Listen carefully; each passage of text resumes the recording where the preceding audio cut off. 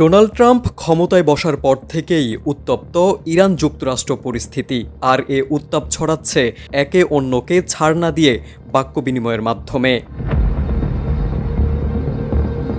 এই উত্তপ্ত পরিস্থিতির একটাই কারণ, সেটা হলো পরমাণু চুক্তি। সম্প্রতি ট্রাম্প হুঁশিয়ারি দেন, ইরান এই চুক্তি না মানলে বোমা হামলা করা হবে। ট্রাম্প হুঁশিয়ারি দিতে পাল্টা হুমকি দেয় ইরান। দেশটির সর্বোচ্চ ধর্মীয় নেতা আলী খামেনি বলেন, ট্রাম্প যদি ক্ষমতা দেখাতে আসে এর ফল ভোগ করতে হবে যুক্তরাষ্ট্রকে। তবে অবশেষে উত্তপ্ত পরিস্থিতি কিছুটা হলেও শান্ত হয়েছে।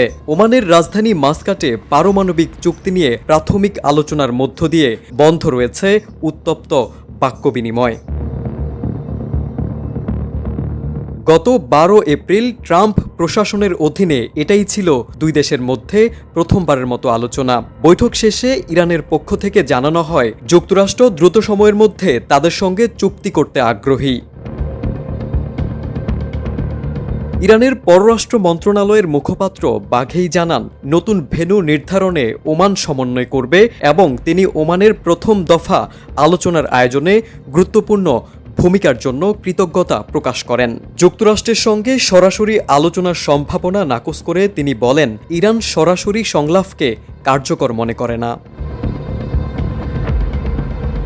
প্রাথমিক আলোচনায় দুই পক্ষই সমঝোতায় পৌঁছাতে আগ্রহ দেখিয়েছে। আগামী 19 এপ্রিল দ্বিতীয় পর্বের আলোচনার সম্ভাবনা রয়েছে। যুক্তরাষ্ট্রের সঙ্গে তাদের পরবর্তী ধাপের পরোক্ষ পারমাণবিক আলোচনা ইতালির রোমে অনুষ্ঠিত হবে বলে জানিয়েছে পশ্চিমা গণমাধ্যম। ইরান জানিয়েছে, যুক্তরাষ্ট্রের সঙ্গে তাদের পরবর্তী ধাপের পরোক্ষ পারমাণবিক আলোচনা ওমানের বাইরে অনুষ্ঠিত হবে। তবে আলোচনার কাঠামো এবং মধ্যস্থতার ধরন অপরিবর্তিতই থাকবে। আলোচনার স্থান পরিবর্তন হলেও আলোচনা যেভাবে পরিচালিত হচ্ছে সেটিই বেশি গুরুত্বপূর্ণ। আলোচনাগুলো আগের মতোই পরোক্ষভাবে চলবে এবং ওমান মধ্যস্থতাকারী ভূমিকা পালন করবে।